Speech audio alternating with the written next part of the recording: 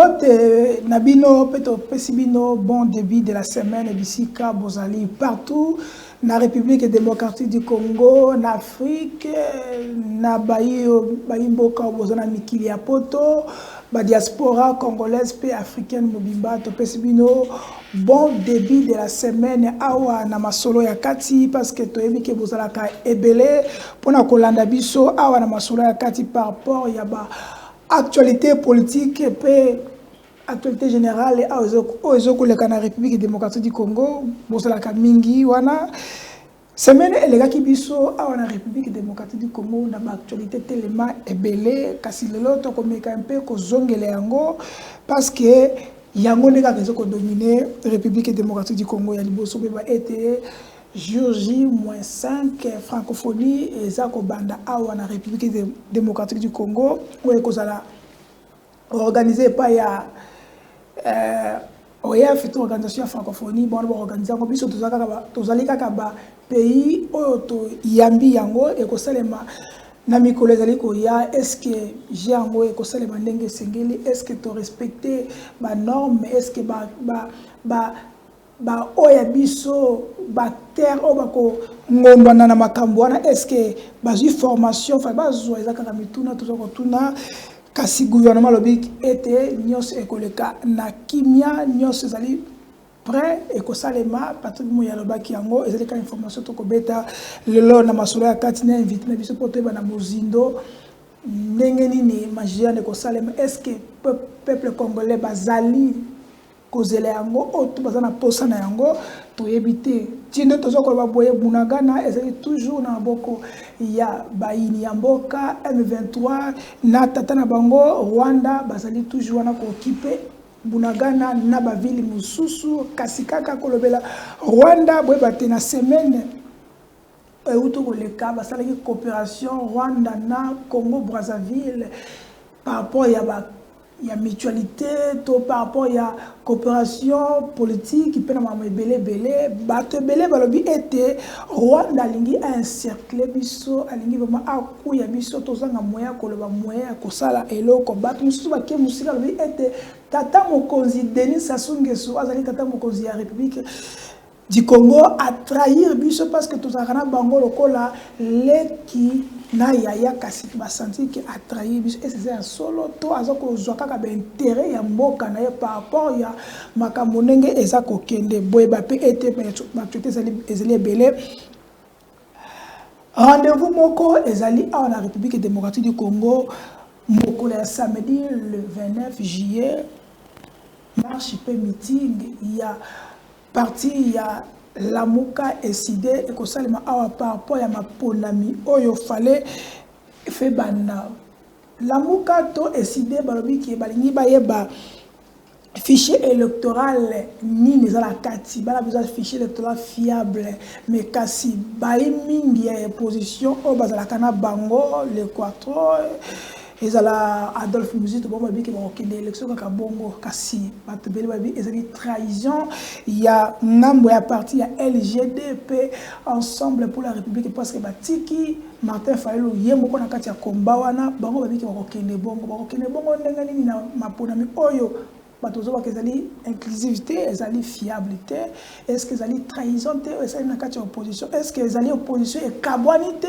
ndenge esalamaki na 2018 ezaka mituna oyo boza komituna toko belango awa na invité na biso toko décortiquer toko analyser tant que azali moko ya ba jeune oyo baza ko tombola mongongo à la République démocratique du Congo parce que la paix doit quitter nos esprits et un slogan oyo ba jeune ya mikolelo processus électoral et que ça les mandenge ni sénégal au senga mbongo est-ce que mbongo ba pesier processus électoral toza ko mona batu ndenge balobaki et cette fois-ci batia tata cousine maman de côté kasi tozo ko mona ba yi politique belé ba betaki tango awa batie bandeko batie bana batie ba cousine batie ba ezo sala pasi ezaka masolo to ko beta lelo kasi poto ke musikate to ko présenter bino azali mwana mboka Joseph azali moko ya ba communicateur ya LGD e kama makepa mwana mboka Matata Pogno, l'homme de chiffres, l'homme de Bukangalonzo, qui ma justice, a bonité, justice écouillée, azako, Lukaba prétexte belé, babi kuta comme réfugié, na kindu, aboye kozo na Kinshasa parce que biso ye akagawa, bakangi. Mais kasi ya zali communicateur na ye ne to kopeta masolo ya lelo na kati émission masolo ya kati télé news to kosenga bino bo abonner, bo liker, bo commenter, bo tika la wana parce que il y a du bon aujourd'hui. Il y a du sérieux aujourd'hui. Serrez vraiment vos ceintures parce que nous allons vraiment décoller avec une autre invitée que nous allons vous présenter parce que c'est la première fois à Coran Bisso visite à répondre à invitation à Bisso que je l'ai dit. Mon Amboka Joseph, soyez les bienvenus et bon début de la semaine. Merci mon Amboka Charlie Chango. Ezali Sengo Ponangai. Bon début de la semaine et pas nayo. Ezali Sengo Ponanga na bana ekoloba ya kozala moko ya ba invité nayo à plateau ya Télé News poto solo na bana mboka mambi matali ekolo ndenge nini mako kende ndenge nini to ko pusana pe na ngonga ya élection donc ezali Sengo mingi ponanga na bandi bandeko ba ko yeba nini ezali vérité. Mwana mboka Joseph motuna moko na kotuna ya bato kotuna kati ya ba moboko ya sije na biso dernière photo yambaki yo na plateau mususu place to sala na parfaite to tuna émission na parfaite ba yimbo batuna biso message moto tuna yo est-ce que vous êtes réellement congolais parce que bien comme on a yo indirait aux ndeko ya débailleurs aux ali Camerounais, aux alliés Togolais, aux alliés Maliens. Les gens ils ont beaucoup posé ces questions-là. N'a pas qu'ils profité dans le lot tout nayo parce que tout le monde a besoin de moi, Kenya, tout le monde a besoin de moi, doit bien falloir comme ceux qui Maliens, oh y'a besoin en fait yo oza nani parce que batebel baba qui oza congolais. Merci de Charlie pour la retourna ya bandeko balekisi ya mofia yo. Micro là. Il faut répondre. Ah, je sais pas. Ah, ok. Des trois. Bon, Ndeko Charlie, Ozan a raison et retourne à Moutounana parce que comme on a et débat, comme on a un mboka, on a les Congolais, n'andenge bakino balobara des pères et des mères. Tata langa na bomboyi, maman langa pazali. Je suis congolais à 100%. Je suis du sud du Bangui. Sud du Bangui, et ça pour ne éviter. Moni grand Équateur, Nakatia grand Équateur, aux Mandaka, aux Lekiomati Likolo, aux sud du Bangui, na Nord Bangui. Donc Mobutu abotami na Nord Bangui. Na Baja Lucien Boussa. Na Jean Lucien Boussa tout ça province Moko. Il y a za moto territoire ya côté Bujala, na za na Congo. Donc nous sommes dans la même province, na Jean-Pierre Bemba, na Makila Soumanda, Batubaza Ebele, même avec Sangouma, le deuxième vice-président, il y a Sénat, tout dans la Bangonio sur la province Moko. Donc c'est un peu ça la réalité, quoi. Bato Balobi qui est congolais, bon moi ça ne m'étonne pas parce que biso ba Congomani to mesana ko attribuer ba nationalité ba bilo comme on je pense que c'est un débat vil et improductif parce que ya ko banga za ku tutende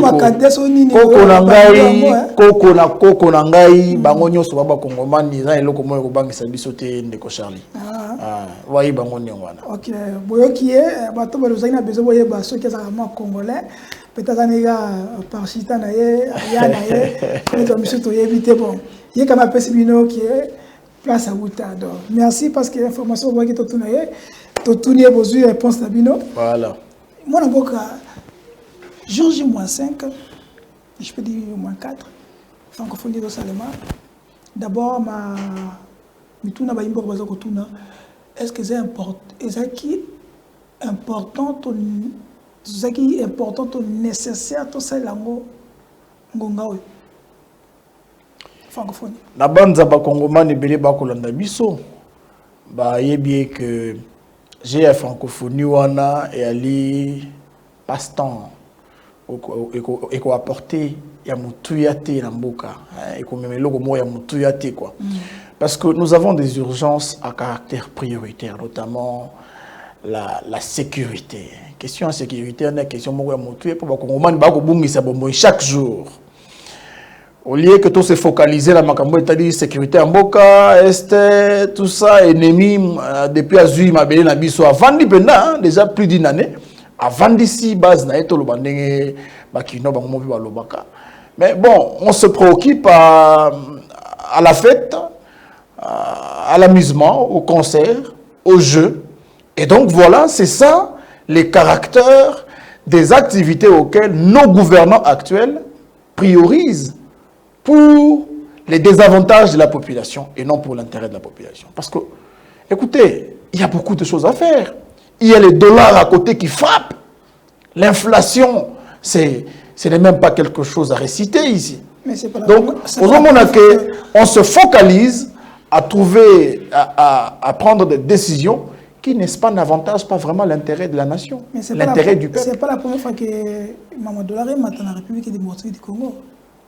Mais ça fait plus de... C'est pas aussi la première fois que Batoua Koufa na Est de la République, et on a entendu la République, et on a déjà empêché le biseau de son de cloche à tous les deux partis. C'est bien pour la image Yamboka. La image Yamboka, image ya francophonie, vous avez vu vous-même les images c'est une honte pour la nation. Et donc, ils ont un pays ébélé parce que on a la sécurité, on va négliger les lots de Charlie. Mais la question pourquoi? Parce que quand il y a la paix et la sécurité, il y a l'intérêt général. C'est-à-dire, bato va libanda mboka. Bako ya na tourisme, bato va libanda na mboka. Bako ya ko bongisa ba entreprise, ko créer ba entreprise, ba investisseur parce qu'il y a aucun investisseur au longo na mboka na ye. Aya ko installer entreprise na ye et pas wapi sécurité réalité. Yango vous se rappeler que tata mokonzi depuis akenda ko ba investisseur qui nous lelo azonga raté. Ba investisseur ngo ba ya répéter. Vous comprendre, c'est parce que question de sécurité, et ça question moko ya ko négliger te. J'ai la francophonie et ça na ba équipe belé ba mboka belé ba boy koya. Canada Canada atindi batu te. Ah tu continue batu ça communiquer que yazo tinda batu. Ba uti continue ba aboya ki yango. Ba mboka mususu ba yeite. Ça veut dire que quelque part bazoko tabler sur la question de la sécurité en Boko. Est-ce que ça te bino bon position par rapport à Malobana bino ne bozoko bangisa batebele bazana lipanda parce que bozoko koma bozoko lobande bozoko baboy c'est pour ça que d'autres républiques et d'autres nations qui devaient venir non aussi et même ils sont en train de dire comme ça mais en réalité le gouvernement veut rassurer les gens mais vous les opposants plutôt je voulais dire est-ce que ça non, non. Et ça bon ndeko, biso tokosala ka mascarade dans l'opposition. Nous ne parlons que ce qui est la vérité du quotidien du peuple congolais. Et l'opposition n'a pas une armée pour abangisa bato. L'opposition a une armée monko boye, gente monko boye, pour abangisa bato, balibanda baya na mboka te. Non, l'opposition ne fait que traduire fidèlement, sérieusement, ce qui se passe dans le pays avec nos gouvernants actuels. Et l'opposition n'invente rien. Donc, yangoana, makambo insécurité. Est-ce que yango il faut qu'on maquille, qu'on bombe yango? Non. Attends, bolingi qu'on maquille bilan. Pardon, bolingi qu'on maquille budget, botier yango 16 milliards alors qu'en réalité le peuple souffre et que makambo mongo wana yaka lokuta. On ne peut pas aussi maquiller la question de l'insécurité ou la question de la sécurité de notre pays. Donc, je pense que les réalités autour qu'on vit, ça fait aujourd'hui plus d'une année que Bunagana et beaucoup d'autres parties du pays sont prises en otage par les envahisseurs, soutenus par le Rwanda. Et donc, non, Tokolobayango. Et puis, nous n'allons pas cesser de dire enfin que nous, les gouvernants, Oyalelo, Bayebanako, occasion. Il y a qu'à redresser façon à Rokambana Bango. Donc, c'est notre rôle comme opposants à dire la vérité au peuple sur les présentations luxueuses au gouverneur à l'élo Bako PC la Bango. Donc, voilà. Est-ce que le message pour notre aussi, ça, avant que nous puissions rentrer dans d'autres dossiers, est-ce qu'il n'y a-t-il pas moyen pour vous, les opposants, de soutenir ces projets, de soutenir cette activité parce que les autres ils ont fait ça image bien parce que demain c'est vous, ils ont bien ceux qui ont pouvoir après l'élection beaucoup comme ça. So qu'on a pas quand on a cadio chanter pour ça là oui. Non mais cadio ça va colo cadio ça dans beaucoup ba eba na za bato de pes. Cadio ça eza mutumo combien bien bineti mutuneti matata ponyo akolo ba ni par rapport à organisation lui avec parmi le premier ministre on met là na bokonzi ça lié à organiser nini yango malonga a on a République démocratique du Congo pendant tant on boka na kimia est-ce que on se souvenir que pour tout kimia na mboka de quoi se souvenir que en 2013 c'était sous la gouvernance ya mwana mboka Matata Ponyo avec le président Joseph Kabila à l'époque ndé biso armée na biso FRDC a betaki batu M23 ti na bisika bauta. C'est sous la gouvernance de Matata Ponyo. C'est sous la gouvernance de Matata Ponyo qu'à l'époque la RDC organisait les tournois nationaux de cyclisme. Vélo, moni vélo. Tu comment il y a des éditions sur 3 ou 4 il y a bien organisé un peu partout et puis ils ont ça là il s'engouper fierté ya mboka. Ozolo ndeko compétition wana. Mais lelo na compétition muké babenga ngoni ligue 1 oh ils beta marana stade et ça la marli sous-souté. Et Koufa. Léopard a progressé à l'issue-souté. Makamounio se stagné donc toujours tourné toujours au rond-point. Et ça c'est parce que il y a un problème des animateurs, des institutions. Ce qui est là, nous avons la chance de changer parce que par la voie démocratique, nous avons changé la tête de l'institution et permettre biso. Tous les animateurs, les gens compétents, des animateurs de qualité. C'est ce qui peut permettre à ce que le pays puisse se décoller dans beaucoup de domaines, notamment celui du sport. Pour que nous puissions finir ce dossier, des questions. Non, la première, est-ce qu'aux Utah, au la ronde, il y a pas ces francophonie et ça, parce que le lobby était dans l'image qui est bon, ça bang. Tout ça, on est qui a la mise ma casse, mais en soi, ma camoué, ça bien parce que ma place à logement, donc déplorer une facilité. Yosuta au tambolana au monde on est venu. Voilà un, deux. Deuxième question. Est-ce que LGD pour participer parce que doit d'entrer peut-être et que ça peut-être 2500 il nous continue à participer. De comment tourner pour la question avec que ceux qui va participer néango dollar les hommes va participer na ndenge nini dollar oyo bino batabukanga lozo ndega benga bino mboka produisait le côté donc ça veut dire que ça cause ne sont pas participer na ya francophonie ça cause parce que botika mboka na échec ezako kamote toyoka ki batu balobi ki atwa LGD muntu wa mboka tata mokonzi ye moko aloba ke mboka ese kufakala oh est-ce que na kosi to na inventé makambo neko tata mokonzi ye moko aloba ke mboka ekufakala. Donc, ils ont LGDT. Il y a un lobby en mboka ekufakala mais biso to lobby mboka ekufate. Mboka la biso ils ont en kita. Ils ont en richesse. Ils ont en bomengo. Ils ont en bato mayele. Mais ceux qui va koki ko kambate ba tiki la bato o bazana makoki ko kamba mboka ba kamba yango. Ne ba kino ba lobaka. Kwa nga tiki la bateke. Ozoko la ndeko. Makambo dollar e konyoko wa kongomani lelo ils ne savent plus nengenini bakoyi ko somba biloko na priya malonga ba teka pe bazo ba bénéfice na ba activité na bon. Aujourd'hui eloko wana ya inflation par exemple ezoko tia ba famille bela mikakatano.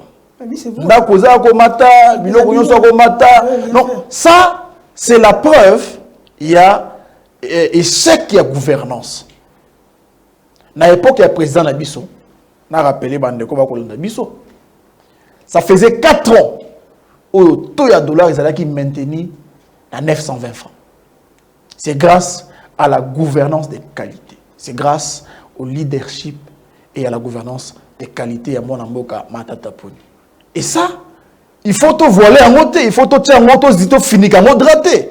Mais si aujourd'hui ce n'est pas le cas, c'est parce que les animateurs des institutions aujourd'hui ne sont pas à mesure, il y a qu'à stabiliser taux d'échange. Il y a qu'à stabiliser l'inflation. Il y a qu'à permettre à ce que les Congolais lambda puissent vivre avec le peu de moyens qu'ils possèdent. Et surtout que ces Congolais n'ont pas d'emploi. Et donc, pour Nabiso, j'ai la francophonie, c'est vraiment pas une priorité. Et je ne pense pas que le LGD va envoyer des gens à aller participer. Parce que francophonie, on va se faire la G à francophonie. Mais quand la francophonie, audité relatif aux élections, on a francophonie, on a rwandaise, ça ne marche pas. Mais, non. Ce sont les membres de l'IDPS, ce sont les membres du pouvoir. Nous voyons l'institution, la francophonie, nous ne voyons pas l'individu. Ils ont dit que c'est vous. Non. Nous avons proposé, parce que la francophonie dans ce domaine-là a une expérience d'audit. Nous avons proposé à ce que l'audit dans la question électorale puisse être menée par un cabinet spécialisé en la matière et en tout cas de réputation internationale. Mais ça, non, francophonie, rwandaise, mais quand on organise les jeux là, on n'a pas regardé la rwandaise. Donc c'est déplorable. Nos institutions ont besoin vraiment d'être renouvelées de manière à ce que nous ayons des animateurs de qualité. Olandaki samedi, garde républicain, basala qui marche, balaki na misu ya batuno surtout, tozali ko bangate, tozali armée ya makasi, oyo kamite bunagana toza ko récupérer yango. Francophonie, toko sécuriser ngo malamu. Bino bozolo bake insécurité za mboka. Yo moni mapinga na biso te. Au moins de mater en puissance c'était au moins équipement au bas les soldats bazan équipement au bas soldats bazan eloko boy au moins équipement au moins unité c'est quand même quelque chose à saluer parce que diplomatie il y a tellement qu'on va voyager et on est foutu et ça eloko moko ya ko saluer na anglais ni na anglais oyo batuana baba spécialiste ya kozala bisika o ba congolais ba kozela bangote. Saluons cette initiative quand même parce que ils sont spécialistes à se présenter là où les Congolais ne les attendent pas. Ils doivent se présenter à Nuturi. Ils doivent être là-bas à Bunagana. Masouana malam basala ngona est. Masouana malam basala ngona côté ba Mobondo ezali kuna. Na Kinshasa, est-ce qu'on a besoin de ça? On a posé la garde républicaine na kele la marche na est na côté Monguna azali na Kiwanja na Ruchuru na Masisi kuna ne pas Europe et sengeli armée mapinga na biso ba kende ko sala ta marche ba démontrer force mais pour ani ba ko sala ngoko na Kinshasa c'est juste pour présenter malignement que Moka est sécurisé tout ça tout est bien. Non. Mais tout est bien. Hein? Non, tout ne va pas bien parce qu'il y a des partis à Mokalabiso, mais ça a une insécurité totale. Bunagana et les restes. Tata Mokonzabaki qui est à cause de la Kima, ce qui. Tata Mokonzi Mora Lobaki, ce qui n'a si Makambo SCT, c'est qu'il a échoué mandat. Mais quand même, si on va faire la. Ah, si, en moté. Au moins, quand même armé. À Tato Baki, c'est lié 10 ans. Peut-être aussi, ça a répété. Donc, Tata Mokonzi a échoué. Et donc, le rôle a échoué. Et Sengeli Atika. Yemoko Mdalobaki. Est-ce que nous avons inventé? On a inventé le côté de quoi? Tata Mokonzi à Lobaki. Tant qu'il ne finira pas avec cette histoire de l'insécurité à l'est de la République démocratique du Congo, il ne considérera pas qu'il a réussi son mandat. Il ne va pas considérer qu'il a réussi son mandat. Donc, a réussi le mandat n'a été. Et pour la Colombie, il y a marche, il y a garde républicaine. D'accord. Ils ont conseillé ça même parce que nos compatriotes congolais ont besoin de cette sécurité-là à l'est. Bakende ko sala meeting kuna, bakende ko sala marche kuna, bakende ko laksa mindu ki bibundeli kuna. Ozolanda. Donc, par contre, et là ko sala et ali kozala présent et pas on a posé na bango te. Place on a posé na bango bazala kate. Tant qu'on a posé à dollar ekita, bazala kate bazana francophonie. Tant qu'on a posé à sécurité na est, bango bazana Kinshasa, bazala la marche. Et donc, j'ai beaucoup de respect pour les FRDC. Mais je pense qu'il y a un problème de leadership, il y a un problème de pilotage, il y a un problème de gouvernance qui, n'est-ce pas, nous oblige à rester comme ça une année dans Mouabele Nabiso Yamboka eza na maboko banguna. Donc eza esengote ndeko. Mais comment on a équipement? Équipement. Ezalaki laser. Ezalaki laser, ezalaki équipement laser, to ezalaki nini? Eza teni, eza elamba sokoto ya soldat. Tozana na posa ki ba soldat ngo ezalaka ba garde républicaine te. Soldat nyo sonde mutu akoma na makoki akolata lokola garde républicaine. Donc sokoto engel bataki alongi tumba. Eza yango te soki ezalaki makamba sokoto alongi tumba mais mboka to déjà na peut-être na avantage parce que armée na biso eza 8e en Afrique en termes il y a bah, homme je veux dire en termes de militaires, en termes de l'effectif, mais eza sokoto tel le commissariat soldat makasi technicité, discipline et puis équipement à malunga ne mde sala que soldat azala makasi. Et puis pour sécuriser la nation, ce n'est pas à l'aide de marches voilà. Eza ndingo na ndeko.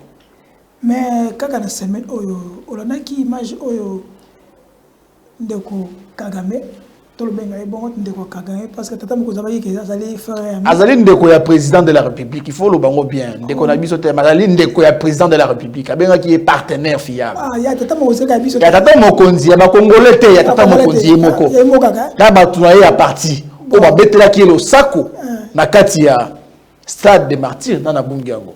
Azali ndeko moninga ya tata mokonzi basalaki moi mutualisation ya diplomatie entre les pays amis et frères na biso ya Congo Brazza ya Ngabu batebe babiki Congo Ngabu ba trahir biso bake sangana munguna ya biso to munguna ya tata mokonzi na biso ekolo bino na LGD munguna ngondeni tango tata mokonzi ye moko bandeko ke na Rwanda kobina na Uganda kozonga boye est-ce que yezala ko trahir Congo Brazza pe nde mutuna il faut tout na tango tata mokonzi Antoine Félix Tshisekedi abandeko ke na Rwanda koloba ke Kagame aza partenaire fiable na ye ezala ki ko trahir Congo Brazza ya ngambo non mais eza mutuna il faut ba kongomani batuna lisusu. Tango zaye kobina na feti kokuta na babisika o wayebani wana oyo Fortune bisele ya banaye ko kende ko sala musala na place ya tata mokonzi. Est-ce que azalait ko trahir Congo Brazza? Pona nini ça doit nous inquiéter. Pourquoi est-ce que le rapprochement ya Rwanda na Congo Brazza comme des pays indépendants et souverains et kotumisa Congo? C'est parce que on se reproche de quelque chose. De la mauvaise gouvernance, on pense que celui qui est à côté nous trahit. Et puis, oyebi ndeko.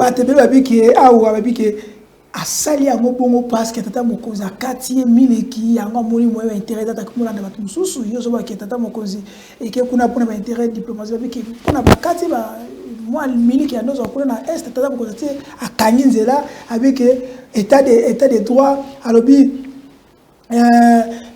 totia na pinga na biso pemele na pona pas so soit minéré na biso ti yango peut-être non eza lokuta ndeko eza lokuta parce que frontière na biso za okangama te frontière eza polele ba échanges commerciaux et ko continuer na ba pays wana et au-delà de ça l'EAC c'est quoi par définition? C'est qu'il y a une collaboration directe avec ces pays là dont le Rwanda za la kati ya EAC, Ouganda za la kati ya EAC. Et donc on n'a pas rompu les liens de la collaboration des pays souverains la kati ya EAC. Et au-delà de ça, si on s'inquiète de quelque chose, c'est que bon ina biso to na ba kambi na biso ndenge ni makambo ko leka na bien. Ils ont peur. Denis Sassou Nguesso comme chef d'État, il a la liberté d'entreprendre des relations diplomatiques avec n'importe quel autre pays souverain. Le lenge moko za na relation na RDC, le lenge moko pa ko za na relation na Bangui, na Centrafrique, na ba pays mususu. Mais quand on a tendance à dire que à trahir biso c'est parce que on pensait que Yé Denis Sassou Nguesso il sera notre protection. Ah, mais oui, ça. On pense que Yé le roi Zapembe il sait que Azapona biso non. Ce n'est pas ça. Et donc notre nation, nous pensons que les animateurs actuels doivent comprendre que pour qu'une nation puisse être forte, il y a 3 critères. Cette nation doit être une nation qui produit, une nation productrice. Mais si tu produis à Kanini, na EAC, tu continues à EAC, pour passer au parabilo, c'est pas nabiso. Nous, on produit quoi en réciprocité? Tu as encaissé, tu as minéré, mais qu'est-ce que nous produisons? C'est la grande question à poser. Et deuxième fois, deuxième raison, nakoya na question à Bukangalozo. Bukangalozo eza eloko ya biso, eza eloko o eza projet o soki le salama kinde nzala la mboko yo elingaki ezala. Soki ekomaki, ekobaki na lobi. Mais nzala o to na ngo lingezala te. Mais les souffrances au peuple na ngo ekozala te mais parce que ba ennemi ya Congo balinga ba bloquer yango pourvu que va soumettre biso dans la situation totale nango nango sali que Bukangalonzo ekufa olandi Bukangalonzo na yebi que so que ça projet on a so ba lancer yango ba zongeli yango nous bino bobo Bukangalonzo te non biso to bobo Bukangalonzo ndenge nini bino ne bobo Bukangalonzo nani ya bobo Bukangalonzo Bukangalonzo eza ozambo bokuya mbongo combien bapuya Bukangalonzo bokuya ngo bokomisango bokeno to na université bozimbo Bukangalonzo kolanda Ndeko Charlie, permettez-moi de répondre. Pour Zokatanga moi mingi na bandi na ozo occasion pena ko répondre yo te. Oyebi mboko yo. Monguna congolais liboso, eli congolais moko. Congolais moko. Ya congolais moko. Bukangalonzo, c'était un des meilleurs projets dans le domaine de l'agriculture auquel Moketika a causé depuis l'indépendance. Ce qui projet à Bukangalonzo est continué à qui? Bende nzala o tozana ngona mboka masangu ko matani to matozana ngote. Mais tala mwabe ya mutima mwabe ya Kongomani. Kongomani a combattre projet wana. Ti a réussi à stopper élan il y a financement ya projet. Pour projet ekufa. Mais baza on a ebele baza na ba Sénat ba misusu baza ba chef dans baza ba chef ya ba Sénat baza na ba députés nationaux et beaucoup de gens du pouvoir actuel ils ont combattu Bukangalonzo pour comme ça bilanga ya diamba oui teke bilanga diamba comment kuna eza ya solo Seribe okende asi alobaki yango avant kufa kutakene kotala ye moko na miso babomi Bukangalonzo pour comme ça Bukangalonzo bilanga ya diamba tala Kongomani makanisi na ye na question ya population ya batolo Bukangalonzo wana yango de Chiriba kofilter cause o Chiriba kofeli ezali makamba Bukangalonzo et ali makambo o ba bengela ki to epai wapi ba enlever Chiriba okende selon la version de fait oza lelo liboso ya table ezali na cour constitutionnelle. Donc, le lot, au lieu que cour constitutionnel, azala, organe, to, moko na service qui permettre que justice na moko ezala. Cour constitutionnelle, voilà, yemutu, a commis qu'on permettre que bakanga va opposant peut-être. Pour Chéribin Okende, selon version, il y a garde du corps nae, au bazala qui n'est na mutu karobi que ba enlever Chéribin Okende na kati ya cour constitutionnelle. Qui l'aurait cru? Donc, c'est pour dire, faire une parenthèse que la réalité ou la vérité sur la mort de Chéribin Okende, Kalaming était rapport et combat sur l'enquête et Salama, mais tu peux établir réalité ou wapi Chéribin Okende a fait liam. Tout ça, le dossier, il y a Congo Brazza, tout ça, et donc, j'étais en train de dire la deuxième des choses pour qu'une nation puisse être une nation forte, cette nation doit être une nation protectrice. C'est-à-dire que la nation il faut ma coquille à quoi assurer sécurité en Mboka. Parce que même pour que l'économie en Mboka ait avancé, il faut qu'il y ait la sécurité, il faut qu'il y ait la paix. Il faut que l'État puisse être à mesure d'assurer la sécurité de chaque Congolais. Est-ce que c'est le cas aujourd'hui? Et troisièmement, pour que la nation puisse être une nation forte, j'ai parlé du premier point, une nation productrice, une nation protectrice, et puis une nation qu'est-ce que je veux dire? Une nation qui n'est pas garantie également cette production-là, qui assure le contrôle, qui assure la sécurité. Donc, ce qui est monté, tu bien ma nation forte. Mais toi, nation forte, parce que tu as ton puissance. Tu m'as en puissance à mon éloque. Sécurité, ton armée c'est match en puissance.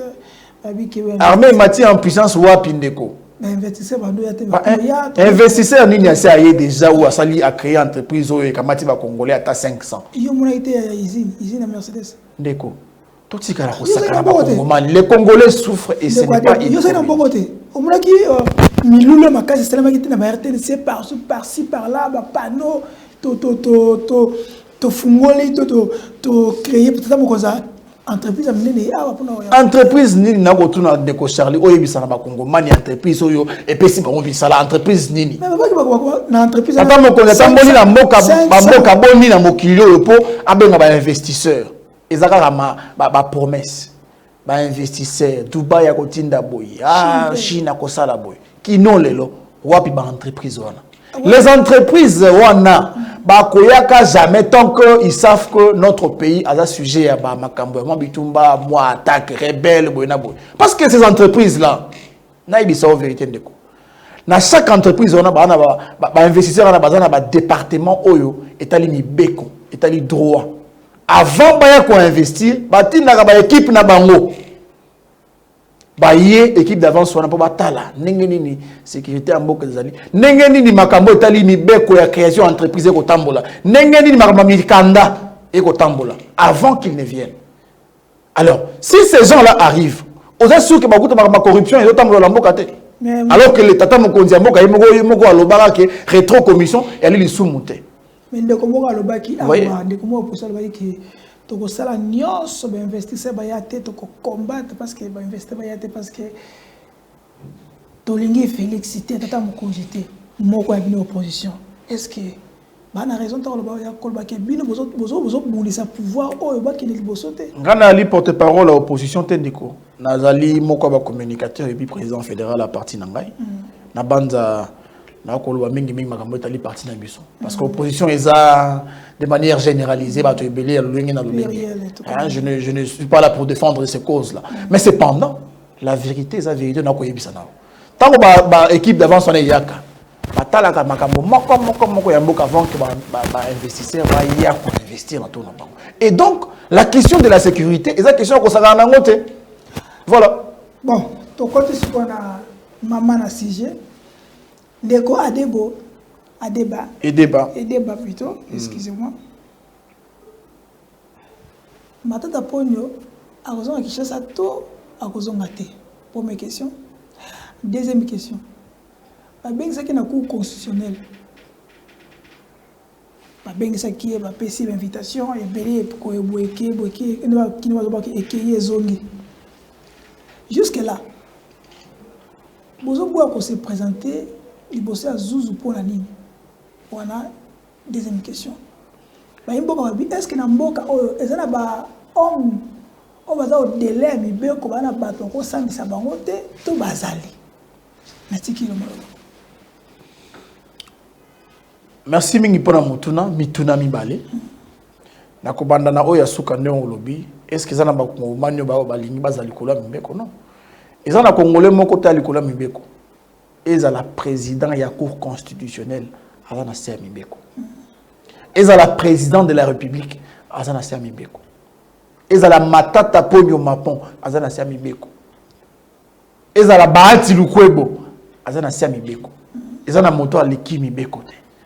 Tant que mi Beko, mi Vandi, mi Zali, mi Lobami, ils ont la moto moko te ko leka mi Beko anazali.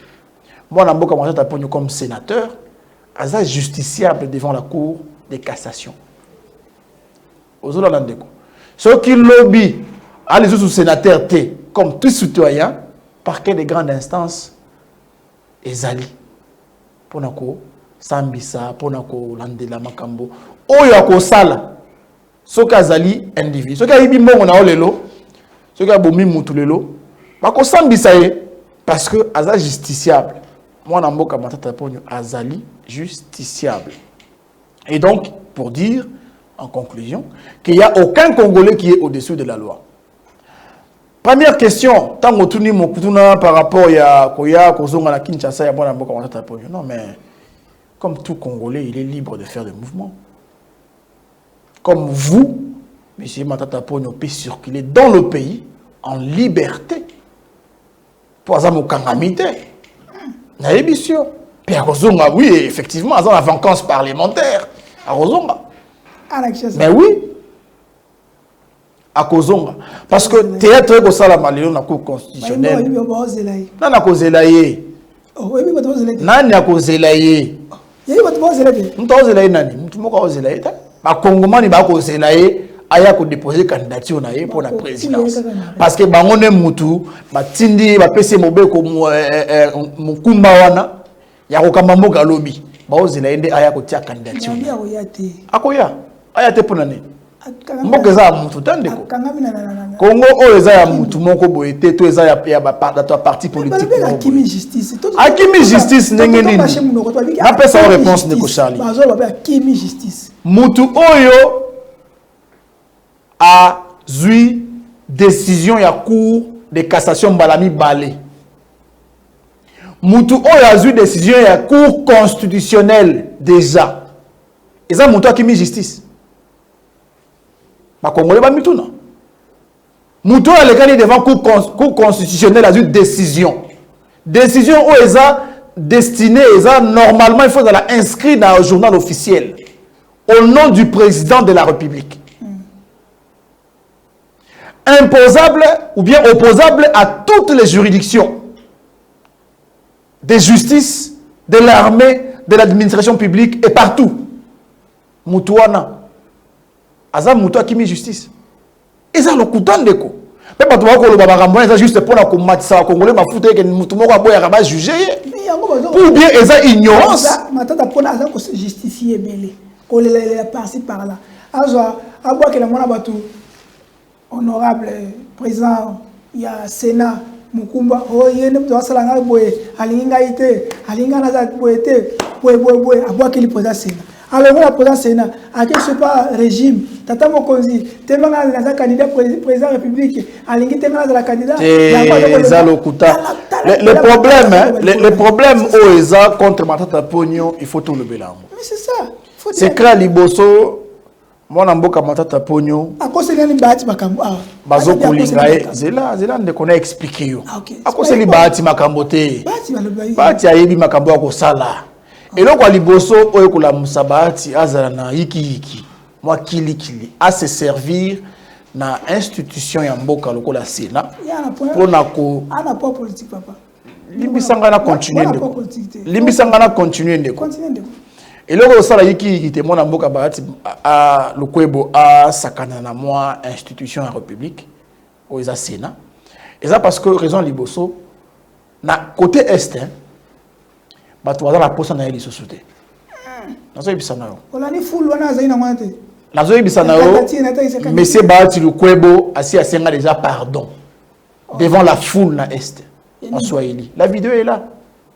La vidéo est là où Bahati Lukwebo est en train de dire c'est notre faute nous les dirigeants. Mais ezali vidéo n'est allé. C'est pour vous dire que ces gens bah aussi va peuple mingi, bah aussi population mingi tellement que ils sont plus les bienvenus. Yango Mutuloko la matata pour tant que na Est, il est en train de reconquérir la confiance du peuple. Na makambo matali la représentation ya bato bango batinda kana na parlement, na sénat, na wapi na ba institution. La même chose pour Kamere. Donc matata pour une minute sur la Est, ça le rôle la boika. Ako lokoto confiance union so ba mboka.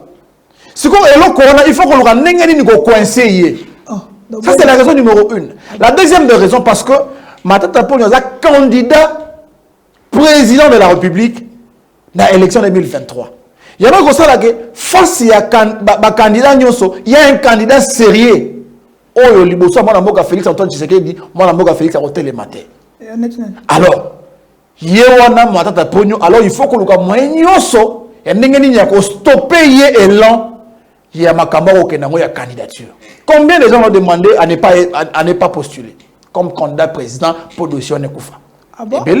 Oui, je vous informe. Et donc, ces raisons-là, il y a un routine de Bahati Lukwebo, au Azali Moko, Union Sacrée, donc candidat à Bango Oyebiye, à Luka Manigan, sinon se passe à Kanaye, le roi sénateur, le roi président à Sénat, à Sakanana, sénateur Augustin Matata Pogno. C'est ça.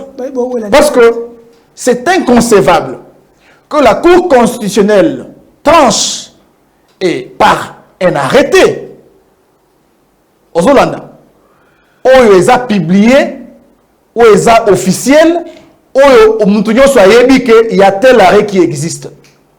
L'arrêt Wana est stoppé des marches nyonso contre un ancien premier ministre et un ancien président de la République.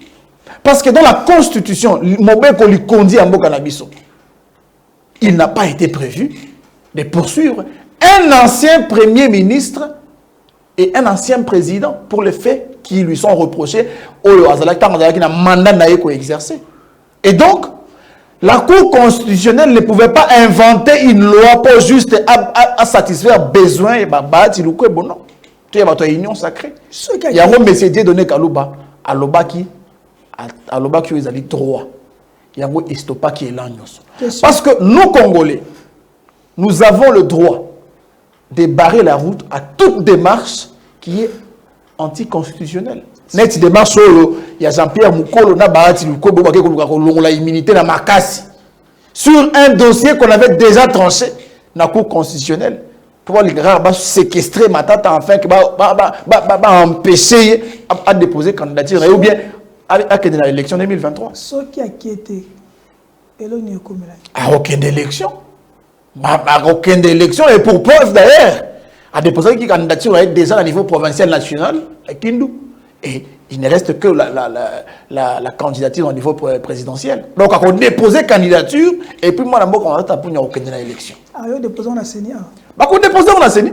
Il y a la CENI. Ah, il y a la CENI. Est-ce que c'est des moto? CENI est moto. La population doit retenir que Matata Pogno viendra déposer sa candidature parce qu'il est le candidat chouchouté, le candidat valable. Oh, il faut qu'on vote pour Mokaye qui ne liboso parce qu'à l'époque, tu allais vivre mieux que auto comme on a l'élo. Comme la souka de quoi Joseph Martin Fayulu na la muka bazo projeté le 29 juillet oyo marche na meeting par rapport à la fiabilité ya fichier électoral. Bosaki na bango mais kasibino bo kenda. Est-ce que vous avez même démarche na bango to bango za démarche mo mususu bino pour la démarche bino mususu pas va te dire que les quoi toi na bokabwa na bino déjà et ben déjà mon déjà bon qui donne le long on a bien information au kabwana ce qui ndengeni mais je pense qu'il est important de rappeler à la population et là que ça est tout sangana c'est là qui va objectif commun à Lubumbashi to signer qui charte mon qu'on a Lubumbashi pour militer afin de n'est-ce pas, promouvoir ou bien afin d'appuyer et de faire pression aux institutions de la République, notamment la CENI, une institution d'appui à la démocratie, pour que nous ayons des élections transparentes, claires et inclusives. Mais cela en ayant un processus électoral transparent également. Et c'est là qu'il y a un point. Deuxième point, c'est qu'il faut lutter contre l'insécurité. Tout ça, la pression démocratique, afin que nous ayons la réponse sur l'insécurité. C'est-à-dire que l'insécurité, na Este, à Mobondo, na Kotoyo, tout ça, on militait pour ça. Troisième des raisons, la vie chère, la cherté des vies. Masangu, Yanini Kuna, tout ça, Nzala na Kasai, Nzala na alors, s'il vous plaît. Alors, ce sont là les raisons qui caractérisaient les combats communs que nous avions entre nos partis politiques qui se sont engagés à combattre ensemble. Face à la machine anti-candidat, où il y a un gouvernant en place, à tout moment, il y a que déclasser les candidats et opposants, il y a un problème, il y a opposition, il y a un problème, ça et là, afin de laisser les boulevards seuls à Félix-Antoine Tshisekedi. Mais n'empêche que Moutou comme président en parti politique à entreprendre et l'on comme selon lui. En dehors, il y a un point où on a commun. Et chacun d'eux était responsable d'un parti politique. Et dans ce point-là, c'est pas une division. Parce que nous revendiquons l'audit du fichier électoral, mais en étant dans le même processus électoral. Ensemble, LGD en vol. Mais moi, je matin, je vous laisse, moi je vais revendiquer l'audit du fichier électoral en étant dehors. Il est le président de son parti politique. On ne peut pas l'empêcher de le faire. Nous avons l'intersection là-bas. Okay. Nous militons pour l'audit du fichier électoral. Mais nous avons pensé que mon amour Denis Kadima, avec la réponse qu'il nous a réservée par rapport au cahier des charges lui présenté par l'opposition, il a rejeté en bloc. C'est l'expression claire du compromis, ou bien de tout ce qui se concocte dans le droit pour aller aux élections bâclées. Mais pour aller aux élections bâclées, il faut qu'il y ait la participation du peuple. Ça veut dire, peuple a surveillé l'élection en entier. Mais nous avons estimé, nous, les LGD, nous, l'ensemble, nous, dans vol, nous avons estimé que la meilleure de façon à coincer ou bien à contrôler le processus électoral, parce que Denis Kadima aujourd'hui a signé de continuer comme ça, ceux qui bolingi, ceux qui bolingi, de continuer. Réponse n'est pas bongo. Mais nous acceptons de continuer avec lui, mais tout en réservant un dispositif de contrôle dans l'ère élection. Surveillance à l'élection, il faut ça, la témoin au bazar équipé de manière à ce que les résultats qui sortent de l'urne puissent être les résultats auxquels nous allons avoir dans la proclamation des résultats également. Donc la seule stratégie, et donc voilà la réalité, c'est la seule façon pour nous de surveiller les élections ou de contrôler la qualité des résultats qui va sortir de l'IRN. C'est dans le contrôle. Dispositif Yamakasi, témoins d'Abisso, ils vont être formés à récupérer chaque résultat dans le bureau de vote moko. C'est partant par là que nous allons juger utile les résultats qui vont être proclamés par la CENI et par rapport à notre résultat que nous allons sortir dans l'IRN. Donc c'est ça. Il y a d'autres cloches et informations. Il y a un dialogue qui se prépare par-ci par-là, dans la coulisse. Vous êtes partie prenante à dialogue ou non? Non, je suis partie prenante et un dialogue. Biso LGD Toro qui n'a pouvoir, Toro qui n'a victoire. Nous sommes préparés et le peuple aujourd'hui, conscient qu'il est de la situation du pays, est préparé à aller aux élections de manière à élire les candidats de compétences avérées, les candidats de qualité, afin que nos institutions puissent avoir des gens auxquels la compétence ne fait pas défaut pour toute cette situation. Donc, nous n'allons pas dans les histoires, il y a un dialogue, donc nous sommes focalisés et nous préparons les élections comme il se doit. Nous avions déposé les candidatures dans la BRTC, un peu partout dans le pays, et nous n'allons pas en regroupement politique, déjà, c'est quelque chose à féliciter. Dans une année, quelques LGD est allé seul comme parti politique, pas comme regroupement politique. Ça veut dire que donc ils ont exprimé besoin qui m'a cassé un parti politique à idéologie ndengwana. Aux on a carte électeur na yo. Carte électeur na nga ezali. Oyo bilongese c'est facement o ezimama déjà ou bien ndengene ndeko. Mais yango monite ke bato bebi ke boki na dialogue parce que bo résoudre problème wana. C'est pas le cas. Nous savons qu'il y a nécessité de revoir beaucoup de points dans ce processus électoral.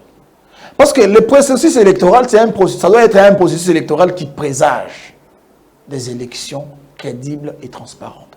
Mais quand le processus électoral est biaisé, c'est-à-dire qu'on doit s'attendre à des manœuvres qui doivent se faire aux élections.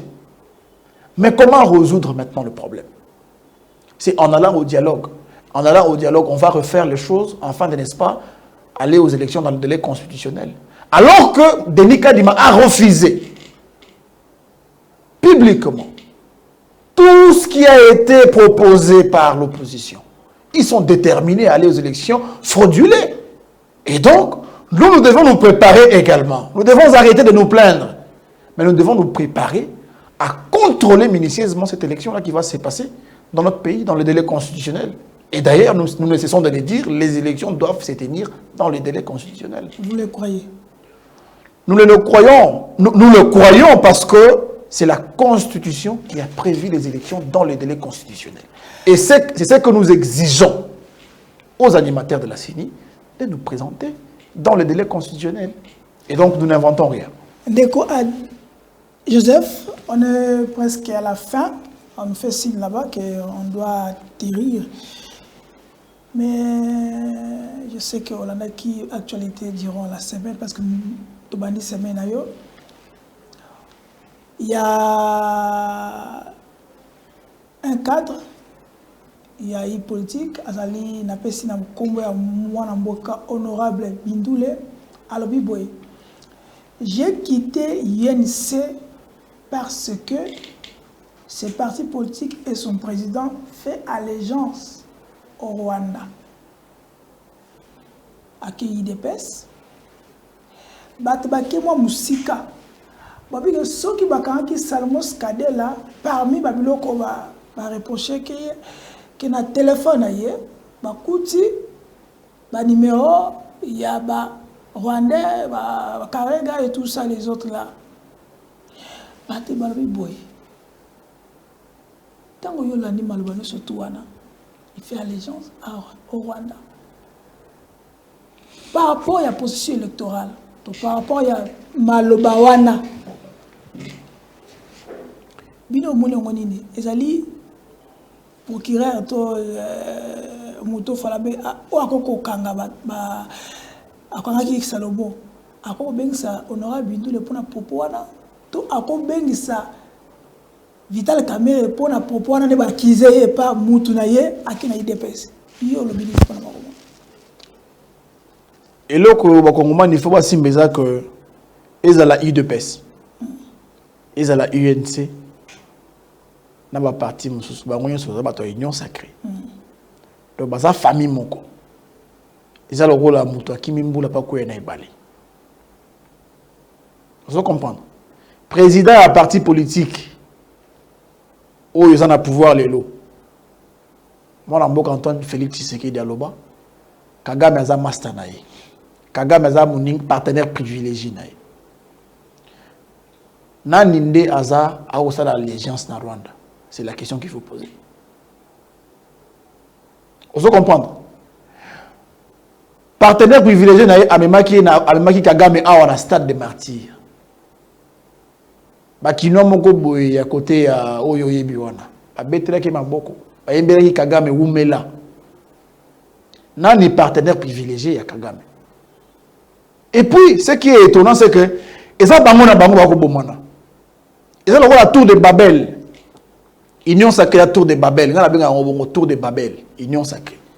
Où il y a toutes sortes d'individus. Au Rwanda. Bon, ils font allégeance au Rwanda, ils sont dans l'union sacrée. Les partenaires privilégiés de Kagame, ils sont dans l'union sacrée. Et tant d'autres.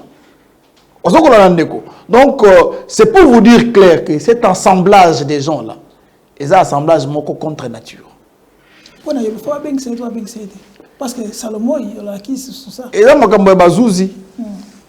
Bazouzi, il s'engage à enquêter sur Yango.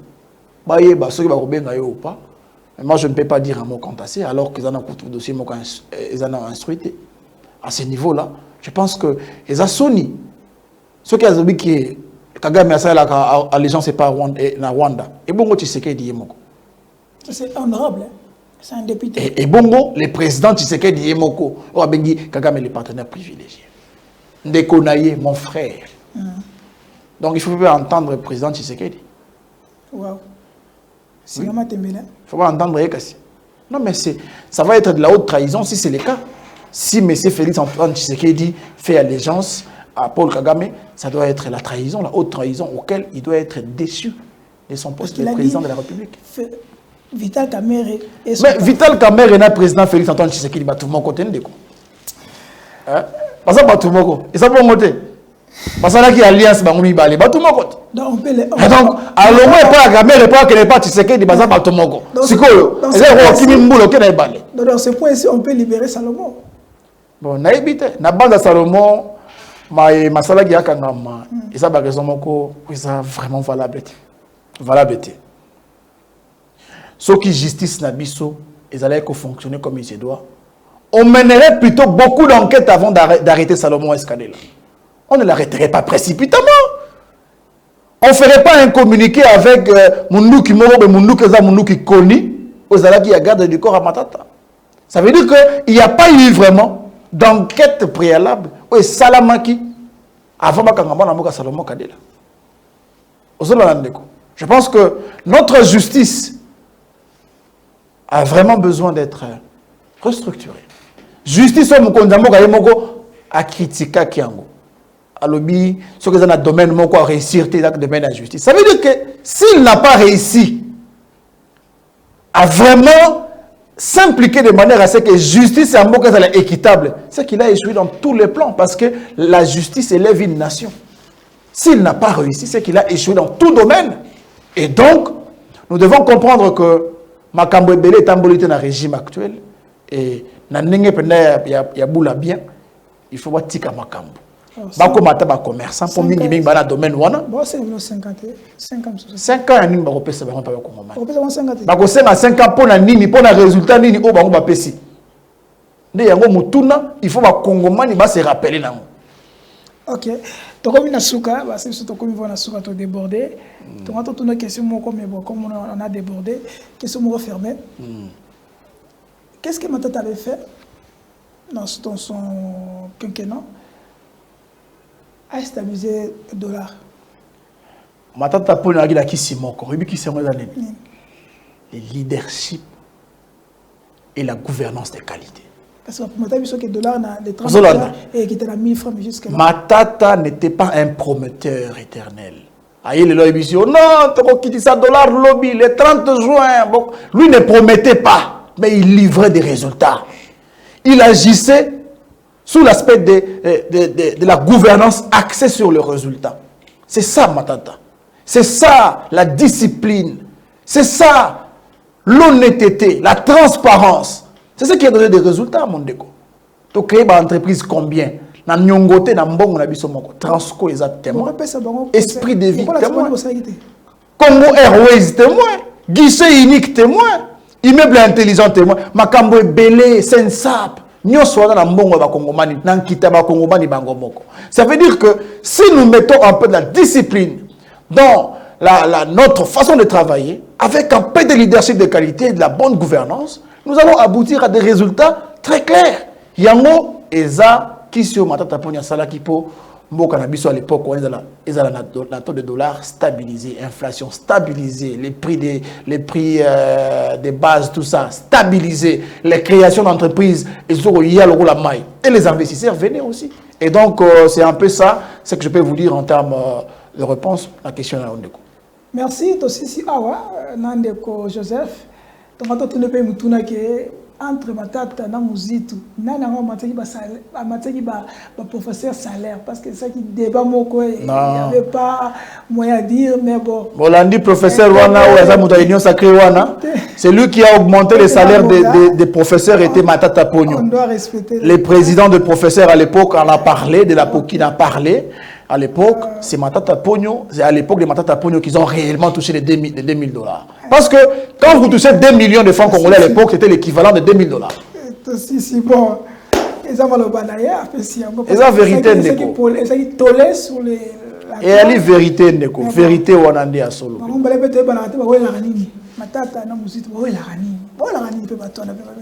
Est-ce que Nalo va secret moko ba Kongoman ba yebate? Landa Ndeko. Secret moko Moutuya. Oyebi que moi Mboka Mouzitu tout azalaki premier ministre. Azalaki na plus de 1200 agents na primature. 1200 agents. 1200. Oui. Payés par les frais de l'État, payés par l'État. Mais quand Matata est arrivé, il a réduit ses agents.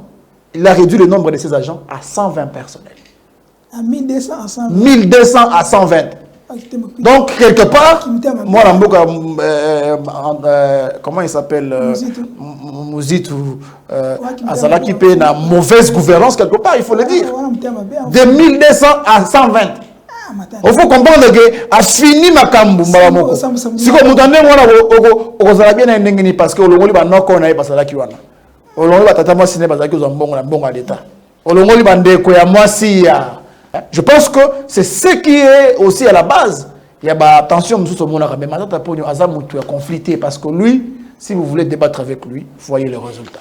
Voilà qu'il y a la révélation ce qui conflit voilà conflit wana matata na muzitu après sur révélation voilà on scoop on les a mon quoi ba élément on scoop de 1200 à 120 il a imaginé ce que ka wana de 1200 à 120 ah inega fa inega ah omoni merci to ce qui awa to le ba ka koko na ngobilate mwana boka Godem pour y perdre bien cause on a force to vila ngote vila Kinshasa eza ko créer biso problème vila Kinshasa na ba kamina ngo mais na construction kaka baba moko